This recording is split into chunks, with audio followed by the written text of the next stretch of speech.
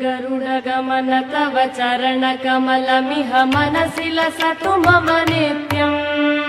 गरुडगमन तव चरणकमलमिह मनसि लसतु मम नित्यम् मनसि लसतु मम नित्यम् मम तापमपा गुरुदेव मम पापमपा गुरुदेव मम तापमपा गुरुदेव मम पापमपा गुरुदेव जलजनयन विधिन मुचिहरण मुख विबुध विनुत पद पद्मा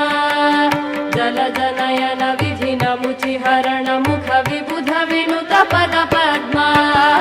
विबुध विनुत पद पद्मा मम तापमपा गुरुदेव